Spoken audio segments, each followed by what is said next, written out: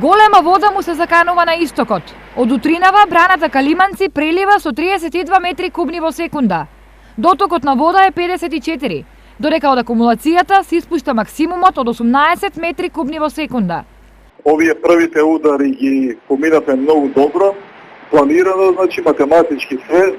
Сега на новите најави кои што доаѓаат веќе се критични. Најавуваат од Хидрометеоролошкиот завод некои 50 литри за 48 часа. Со нив ќе видиме како ќе се справи самата брана, бидејќи е полна. Освен со Калиманци се следи и ситуацијата со акумулацијата Градче. Во моментов од браната се испуштаат 4,4 метри кубни вода, исто онолку колку што дотекува. Дополнително, ситуацијата е уште покритична, зашто на пониква деновиве наврна нов снег. Веќе 30 сантима, отприлика 30 сантима, нашите камиони, еден камион веќе отиде, прочисти, но има поголема, сега втор камион иде и утекот на денот и тоа ќе биде прочистено. Токму поради оба, кризните штабови на општините потекот на Брегалница се на нога. Во Штип, од рано утринава превентивно се работи на заштита на повеќе делови. Имаме наполнето некаде 2000 вреки песок. Ги заштитивме бунарите, нашите бунари и не дозволивме уште да вчерашното доаѓање на водата, водата се замати, водата е исправна хемиски, бактериолошки и физички за пиење на граѓаните на град Штип, а додека еве денес работиме на правење заштитен појас околу Ново село со песок и вреки.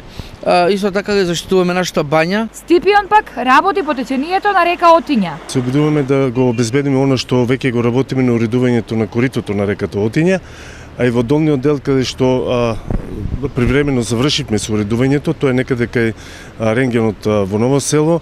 Сакаме да го обезбедиме коритото на реката, да направиме нов тек на реката и да го обезбедиме колекторот од левата и од десната страна на реката Отиња да не дојде до поголемо оштетување. Грижата на институциите и предвремената реакција ги поздравија и граѓаните. Ова е одлично, нема проблема за ова. Што знаеме, може пак ќе дојде исто како што беше додено, а вака пубаво пред време да се лече, него ли, вај да се спрече, него ли да се лече. Се убаво е, свака и час. Во меѓувреме, екипи на Македонија Пат работат на расчистување на патните правци Кочани Делчево кај место викано Драката и на Виница Берово кај место викано Обозна. Во прекине и сообраќајот на локалниот пат Долни Подлог Облешево.